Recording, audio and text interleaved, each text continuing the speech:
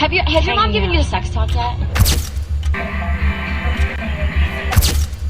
Thank you so much. Look at him. Look at what a...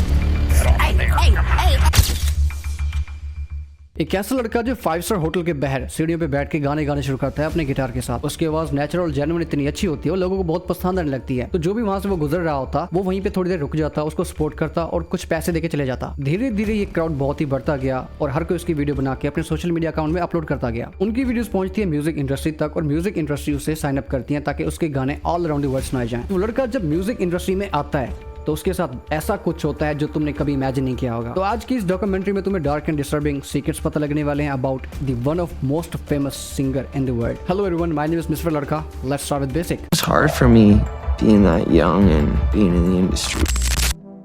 Justin Bieber दुनिया का आखिरी शख्स होगा जिसके लिए लोग अफसोस महसूस करें। ये वो ब्लोंड बालों और नीली आंखों वाला लड़का है जिसने 2007 में YouTube पे कुछ गाने अपलोड किए। उसके बाद बड़े रिकॉर्ड लेबल ने उसे साइन किया और उसके जेनेरिक पॉप गाने हमें सुनने पे मजबूर कर दिए। फिर हर लड़की उस पे फिदा होगी जो कि उसके लिए $1 मिलियन कमाने का जरिया भी बनी और उसके गाने हर रेडियो स्टेशन पे बजने भी लगे। इन द बिगिनिंग जस्टिन आसान निशाना था, या तो लोग उसे इग्नोर करते थे या तो उसे नफरत करते थे। लेकिन 2010 की शुरुआत में सब कुछ बदलने लगा। जस्टिन ने पब्लिक में अजीब रवैये दिखाने शुरू कर दिए, लोगों से झगड़ा करना और लोगों के इल्जाम को सही साबित करना शुरू कर दिया कि वही बिगड़ा हुआ अमीर बच्चा है। लेकिन ये वीडियो ये साबित करने के लिए नहीं है कि जस्टिन बीबर एक मासूम और बेगुनाह शख्स है। जस्टिन बीबर की लाइफ में डार्क सीक्रेट्स हैं, तो हम उसके सीक्रेट्स मोमेंट में जाकर उसके रवैये को अंडरस्टैंड करने की कोशिश करते हैं। आई मीन जस्टिन बीबर जब यंग था तो वो फिजिकल कितना अब्यूज हुआ है। Can I say this? Lean into me again. You smell amazing. How old are you? Thank you. वो अपने करियर की शुरुआत में जेम्स के साथ एक इंटरव्यू करता है एंड ड्यूरिंग इंटरव्यू जेम्स बिल्कुल जस्टिन बीबर के करीब होकर कहता है तुमसे खुशबू जबरदस्त है, तुम्हारी उम्र क्या है। कैन यू इमेजिन अब ये जस्टिन बीबर का मोमेंट कैसा होगा। ये सब जस्टिन बीबर के लिए बहुत ही अजीब और बेचैन था। इवन यू कैन जज this by his face. James ये सिर्फ कहता ही नहीं है, जस्टिन बीबर की पीठ भी मलता है और उसके फेस के ऊपर हाथ भी लगाता है। Wow, look at your eyes. So look at him. Look at what a beautiful face.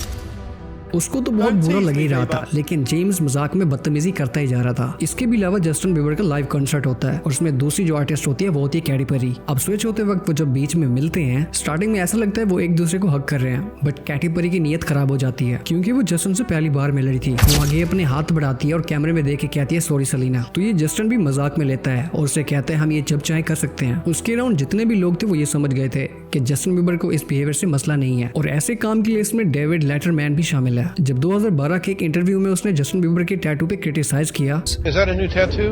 This is a new tattoo. Oh God, how many do you have? I have a couple, just a couple. Well, tell me that's the last one. It might be. No, it is. You don't. I mean, honestly. Justin ने उसे कहा उसने एक नया tattoo बनवाया है। David उसे कहता है बस अब और नहीं होने चाहिए। लेकिन बात यहाँ पे खत्म नहीं हुई। डेविड ने जस्टिन के हाथ पे जबरदस्ती हाथ रखा और उसका टैटू मलने लगा जो बिल्कुल भी एट द शो नाजायज था। You know, I got believe. ऐसे बिहेवियर पर बाद में डेविड ने माफी भी मांगी, लेकिन इस बात का अंदाजा लगाना मुश्किल नहीं कि लोग जस्टिन पर हाथ डालने में कितनी आसानी महसूस करते हैं। अनदर होस्ट लीहा रिमेनी, इसने भी जस्टिन के साथ अजीब रवैया रखा। एक शो के दौरान उसने जस्टिन से पूछा तुम गाने के दौरान स्टेज पर नंगा होना प्रेफर करोगे या एक गिलास कीड़े का जूस पियोगे। जी हाँ, बिल्कुल तुमने सही सुना। ऐसे साइकोपाथ लोगों को अपना शो कौन देता है होस्ट करने के लिए। Come on. Would you rather have to be naked on stage during one full song, or drink a cup of blended worms?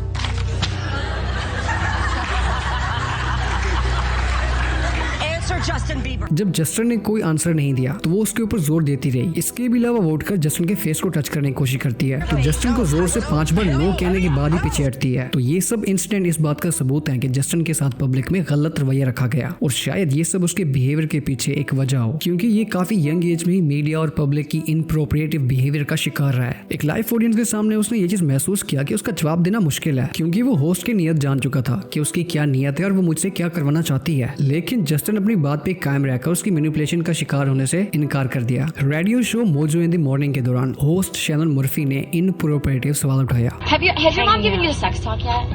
I mean, like, I really don't want to have that conversation with my mother. Yeah. Like, I've kind of had it with my father. You want to hear? Oh, really? A See, my little bit. parents never gave me the sex talk. Okay. So why don't you give me the sex talk? I feel uncomfortable right now. Oh. Why do you want to know the sex talk from a 15-year-old boy? That's pretty weird. Justin ने फौरन कहा वो इस तरह की conversation में comfortable नहीं है, लेकिन शैनन जबरदस्ती इस टॉपिक पे बात करती रहती है। ये सब कुछ जस्टिन के लिए और अजीब इस वजह से था क्योंकि शो की शुरुआत में ही फ्रस्ट्रेशन एक्सचेंज हुआ था, जिसने जस्टिन ने मजाक में कहा, मैं तुम्हें पिक करने वाला हूँ। Justin, what are you going to be doing after the show tonight? I thought I was picking you up. मुझे याद नहीं है जब मैं 15 साल का था मैंने किसी भी लड़की से ऐसी बातें की है, खुद से बड़ी लड़की से, लेकिन जस्टिन बीबर आगे अपने हाथ नहीं संभाल पाता। That little kid is like a walking set of hormones. He is. Wow, got a little too touchy-feely with you? He wasn't just like patting my butt, he was grabbing my butt and he kept saying, is it inappropriate? Is this inappropriate? Oh my God, and he how would old grab is it it? harder and go, is it inappropriate now? Is it inappropriate now? Hi. Oh my gosh, he's kissing me. Here, come sit here. Come sit with me right here. Dude, Justin Bieber just like comes up and you just started making out with me, you know that? Shannon ने live on air कहा कि Justin ने उसका but touch किया और मजाक में पूछ रहा था क्या ये इनप्रोप्रिएटिव है। ये बात सुनकर लगता है कि दोनों तरफ से ही इमैच्योर बिहेवियर था, लेकिन एक 15 साल के लड़के के साथ इस तरह बिहेवियर करना और वो भी एक मैच्योर होस्ट का, ये बिल्कुल इनप्रोप्रिएटिव है। Another miserable and problematic incident of Justin's life, music executive L A Reid, जो जस्टिन के करियर की शुरुआत में उसको सपोर्ट करता था, उसने एक इंटरव्यू में जस्टिन के लुक के बारे में फिजिकल अपीयरेंस पे फोकस किया। वो कहता है ये लड़का लड़कियों की तरह खूबसूरत था और ये मर्दों में कम देखा जाता है। इतना ही नहीं, वो ये कहता है जस्टिन के बाल, उसका चेहरा, उसका पूरा प्रेजेंस उसकी स्टार पावर का हिस्सा है। अब ये कमेंट सिर्फ अजीब ही नहीं लगते, जबकि जस्टिन के साथ इंडस्ट्री के प्रॉब्लमेटिक ऑब्सेशन को भी हाईलाइट करते हैं। सबसे वर्स्ट और shocking moment in Justin life, American music award के दौरान कैनी मर्फी ने जस्टिन के साथ इनप्रोप्रिएटिव बिहेव किया, वो भी सबके सामने।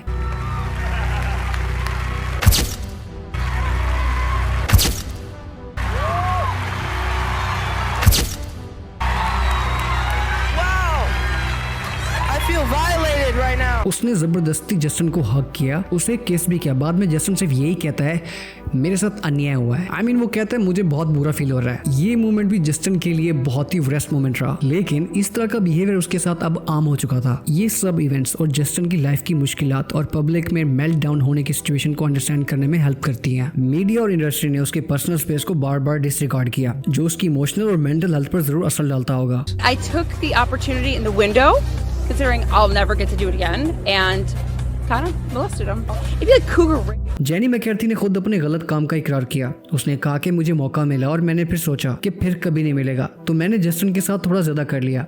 ये थोड़ा मोलेस्टन जैसा था। जेनी अपने बिहेवियर को क्लियरली एंजॉय कर रही थी। उसने खुद मोलेस्टन कहा और फिर बाद में उसको क्यूट और क्वर्की कहकर मजाक में उड़ा दिया। ये बात सिर्फ कैमरे के सामने हुई थी, लेकिन सोचो अगर कैमरा बंद होता तो क्या होता। जस्टिन की जिंदगी भी अक्सर चाइल्ड स्टार की तरह एक्सप्लोजन का शिकार हुई। ये सब देखकर इस प्रेशर में आकर जस्टिन ने ड्रग्स का सहारा लेना शुरू किया। हर टीनेजर एक्सपेरिमेंट करता है, लेकिन ये सब जस्टिन के लिए एक एस्केप बन गया और ये सब उसकी रेपुटेशन पर हमेशा के लिए एक दाग बन गया। 2013 में जस्टिन की कंट्रोवर्सीज का सिलसिला शुरू हुआ जब TMZ ने उसकी पिक्चर्स लेके जिसमें वो सिगरेट पी रहा है। खाली सिगरेट नहीं थी वो, उसके अंदर स्पेशल कुछ था। इस पहले इंसिडेंट के ऊपर जस्टिन के ऊपर कोई केस नहीं बनता, लेकिन ये पहला सिग्नल था कि वो अपनी वॉलसम इमेज को शेयर कर रहा है। उसी साल जस्टिन की लाइफ और मुश्किल हो गई। बिलीव टूर की यूरोपियन लेग पर वो अपनी 90th बर्थडे सेलिब्रेट करने के लिए इंग्लैंड गया। वो ट्वीट करता है बिग नाइट अहेड और अपने 8000 के बर्थडे बैच के लिए सोलो एक क्लब में टेबल बुक करता है, लेकिन सेलिब्रेशन एक्सपेक्टेशंस के ऊपर खड़ा नहीं उतर सकता क्योंकि उस रात उसने जिस जिसको बुलाया था उनमें से अक्सर 18 से कम थे, तो जिसकी वजह से क्लब उनको अंदर ना अलाउ नहीं करता। जस्टिन ट्विटर के ऊपर ट्वीट करता है वर्स्ट बर्थडे और इंस्टाग्राम के ऊपर अपनी साइड की स्टोरी बताता है। क्लब ने मीडिया के सामने अच्छा दिखने के लिए हमें अंदर नहीं आने दिया। इस इंसिडेंट के बाद लोगों ने सोचा कि जस्टिन ने अपने स्टारडम की वजह से रूल्स तोड़ने की कोशिश कर रहा था। फिर उसी टूर के दौरान लंदन की O2 एरिना में अपने शो के लिए जस्टिन रिपोर्टेडली 2 घंटे लेट आया। सोर्सेज के मुताबिक जस्टिन एक रात पार्टी करने के बाद लेट उठा और ड्रेसिंग रूम में कंप्यूटर गेम्स खेलने लगा। जब तक वो स्टेज पर आया क्राउड ने उसे बू करना शुरू कर दिया। चीजें और खराब तब हुई जब जस्टिन एक लंदन होटल के बाहर एक फोटोग्राफर से उलझ गया। फोटोग्राफर ने जस्टिन को प्रोवोक करते हुए कहा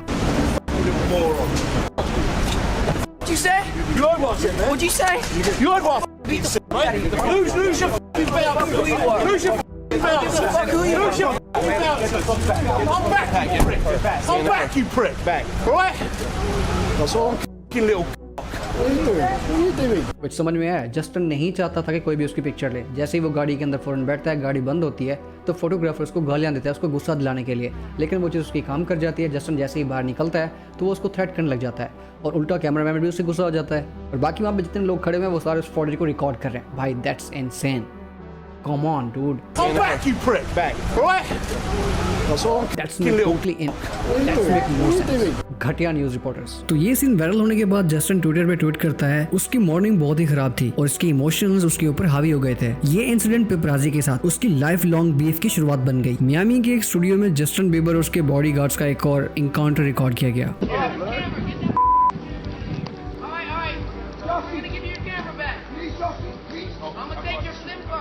एक फोटोग्राफर जस्टिन बीबर की पिक्चर लेने की कोशिश करता है लेकिन वो जस्टिन के गार्ड्स के हाथ लग जाता है तो वो उसको बहुत मारते भी हैं और उसके कैमरे में से उसका मेमोरी कार्ड भी निकाल लेते हैं। उस दिन जस्टिन स्केटबोर्ड करते हुए हेट फैक्ट्री के बाहर दिखाई दिया जहाँ एक और फोटोग्राफर भी आ जाता है वहाँ पर और उसकी पिक्चर लेने की कोशिश करता है एंड अगेन वो भी जस्टिन बीबर के गार्ड के थ्रू पकड़ा जाता है और इस बार तो गार्ड उसके गला दबा देते हैं। उसके साथ भी अगेन वही करते हैं, उसका मेमोरी कार्ड निकाल लेते हैं उसके कैमरे में से। जस्टिन की कंट्रोवर्सीज लगातार उसकी रेपुटेशन को खत्म कर रही थी। एक और इंसिडेंट में जस्टिन ने क्लीनिंग बकेट के अंदर पेशाब कर दिया जो एक रेस्टोरेंट के फ्लोर को साफ करने के लिए थी। ये तब हुआ जब वो और उसके दोस्त एक नाइट क्लब को छोड़कर रेस्टोरेंट के पीछे वाले रास्ते से निकल रहे थे। अब लोगों ने जस्टिन के इस एक्ट को देखने के बाद इनकॉन्सिडरेट और इमैच्योर कहा, लेकिन उसे अपने स्टेटस के हिसाब से ज्यादा रिस्पॉन्सिबल होना चाहिए था। फिर बिलीव टूर के एशिया लेग के दौरान जस्टिन की एक और पिक्चर वायरल होती है जिसमें वो चाइना के स्टेयरकेस पर अपने बॉडीगार्ड के कंधों पे बैठा होता है। इंटरनेट पर लोगों ने उसे डिवा और एंटाइटल कहा। ये कंट्रोवर्सी शुरू में छोटी थी लेकिन जस्टिन पर क्रिटिसिज्म और बैकलैश लगातार बढ़ता ही गया। नवंबर 2013 में कोलंबिया के बोगोटा शहर में जस्टिन ने ग्राफिटी स्प्रे किया एक ऐसे एरिया में जहाँ ग्राफिटी करना मना थी। उसने मैरिजुआना लीव और कैनेडियन फ्लैग बनाया and during that time police उसकी सिक्योरिटी कर रही थी। इस बात पे वहाँ के जितने भी लोकल लोग थे वो सब नाराज हो गए क्योंकि ठीक 2 साल पहले एक 16 साल का लड़का ग्राफिटी करते हुए वहीं पे मारा गया पुलिस के हाथों। वहाँ के लोगों को फिर आया गुस्सा, उन्होंने 700 से भी ज्यादा उस एरिया में ग्राफिटी पीसेस बना दिए। फिर ये ट्रेंड कोलंबिया के दूसरे सिटीज में भी फैल गया और लोग जस्टिन को इस मूवमेंट का इनडायरेक्टली रीजन मानने लगे। इसके अलावा जस्टिन का एक और डिस्टर्बिंग हैबिट भी था, लोगों के ऊपर थूकना। टोरंटो के एक होटल के बाहर अपने फैंस के ऊपर थूकने के बाद वो और उसके दोस्त इस चीज को मजाक समझते हैं, मतलब वो आपस में हंसने लगते हैं। उसने इंस्टाग्राम पर अपने व्यू की एक फोटो भी शेयर की कैप्शन के साथ, I have the best fans in the world. 2014 में जस्टिन ने अपने पड़ोसी के साथ एक हीटेड एग्रीमेंट के बाद उसके चेहरे के ऊपर थूक दिया। अब उस नेबर के साथ ऐसा इस वजह से हुआ, जस्टिन अपने फेरारी बहुत तेज स्पीड से चला रहा था। तो जब पड़ोसी ने इस बात पे ऑब्जेक्शन किया, जस्टिन ने उसे गुस्से में कहा get the fuck out of here और थूक दिया। उसके अगले साल उसी पड़ोसी के साथ जस्टिन का एक और काउंटर होता है जिसमें जस्टिन उसके घर के बाहर 24 अंडे मारता है। Hey, fuck you, asshole!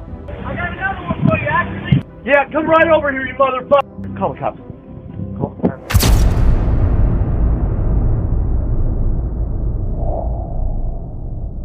Late night Justin Bieber सोचता है कि भाई उसके नेबर सब सो चुके होंगे, स्पेशली वो नेबर जिससे उसकी नहीं बनती। तो वो अपने घर से पूरा एक क्रेट अंडे का उठाता है और उसके घर के अराउंड घूमता रहता है और वो अंडे थ्रो करता रहता है। लेकिन जो आदमी होता है वो जाग रहा होता है घर के अंदर। वो सीसीटीवी फुटेज के अंदर देखता है कि कोई आदमी उसके घर के आसपास घूम रहा है और कुछ मार रहा है। जैसे वो अपने घर के बाहर निकलता है तो देखता है उसके पूरे जो मेंशन होता है वहाँ पे स्मेल है और हर तरफ अंडे पड़े हुए हैं। पुलिस पे रिपोर्ट करता है जस्टिन की एंड देन जस्टिन बीबर को $80,900 फाइन देना पड़ता है अपने उस नेबर को ताकि उनके बीच जो भी मसला है वो खत्म हो जाए। तो $80,900 वो आदमी देता है अपने उस मेंशन को दोबारा क्लीन करवाने के लिए। ऐसा काम करता क्यों है भाई तू? इस बिहेवियर ने लोगों के बीच जस्टिन बीबर की रेपुटेशन और भी ज्यादा खराब कर दी, जिसमें वो 15 साल की उम्र में ब्लैक लोगों के बारे में रेसिस्ट जोक करता है और एंड वर्ड का इस्तेमाल करता है। इस वीडियो के बाद जस्टिन ने अपॉलजी भी इशू की जिसमें उसने कहा, मुझे लगा कि हर्टफुल शब्द और जोक्स को रिपीट करना ठीक है लेकिन मुझे उस वक्त समझ नहीं आया कि ये फनी नहीं था। मैंने अपनी इग्नोरेंस कंटिन्यू की। कई लोगों ने सोचा कि वो उस वक्त बेवकूफ और इमैच्योर लड़का था, लेकिन तब एक और दूसरी वीडियो सामने आ जाती है। इस बार जस्टिन अपना गाना वन लेस लोनली गर्ल की लिरिक्स बदलकर वन लेस लोनली गाते दिख रहा था। इस पर जस्टिन ने फिर से माफी मांगी और कहा, पुरानी गलतियों का सामना करना मेरे लिए मुश्किल चीजों में से एक रहा है, लेकिन मुझे लगता है कि मुझे अपनी जिम्मेदारी लेनी चाहिए और इन गलतियों को खत्म करना चाहिए। एक बार मुझे माफ कीजिए उन सब के लिए जिनको मैंने लेट डाउन किया और ऑफेंडेड किया। लेकिन लोग इस अपॉलजी से सेटिस्फाइड नहीं हुए। बहुत लोगों के लिए ये वीडियो देखने के बाद उनका जस्टिन के बारे में पर्सपेक्शन बन गया कि वो कभी बदलने नहीं वाला। जनवरी 2014 में जस्टिन को मियामी बीच में फ्लोरिडा में ड्रंक ड्राइव करने के लिए अरेस्ट किया गया। उस दिन वो येलो लैम्बोर्गिनी चला रहा था और रेजिडेंशियल एरिया को ब्लॉक कर रहा था। इसके भी अलावा वो ड्रैग रेस कर रहा था जब पुलिस ने उसको रोका और रियलाइज वो इंटॉक्सिकेटेड था। बिना वैलिड लाइसेंस के गाड़ी चलाना और बिना बैलेंस के अरेस्ट रेसिस्ट करने का इल्जाम लगा। उसका मग शॉट जिसमें वो स्माइल कर रहा था। जस्टिन ने जब पुलिस को बताया उसने अल्कोहल, मैरिजुना और प्रिस्क्रिप्शन कंज्यूम किए हैं। मेडिकल चेकअप के बाद उसका टॉक्सिकोलॉजिकल रिपोर्ट बताता है उसके सिस्टम में THC और एक्सैनिक्स था। इसके बाद उसे 25,000 पाउंड पर रिलीज कर दिया गया। जस्टिन के अरेस्ट के बाद 2,70,000 लोगों ने व्हाइट हाउस की पेटिशन साइन की जिसमें डिमांड किया कि जस्टिन को US से डिपोर्ट किया जाए, लेकिन ओबामा की एडमिनिस्ट्रेशन ने इस पेटिशन को सीरियसली नहीं लिया। इस वक्त के आसपास जस्टिन का ड्रग्स अब्यूज काफी ज्यादा बढ़ गया था। I was sipping lean, I was popping pills, I was doing Molly, shrooms, everything, and it was just an escape for me. I was just young. उसने एक्सेप्ट किया था कि वो लियन, कोडिन, सोडा का मिक्सचर, पिल्स, मोली और mushroom consume करता था। ये सब मेरे लिए एस्केप था। मैं बस एक जवान लड़का था जो समझने की कोशिश कर रहा था। उसका ड्रग अब्यूज इतना बढ़ गया था वो लॉस एंजलिस के सबसे डेंजरस एरिया में ड्रग्स खरीदते हुए पकड़ा गया। MS gang, nice seeing you, bro. Have a good one. I just saw Bieber. I just seen Bieber. Leave it to Bieber.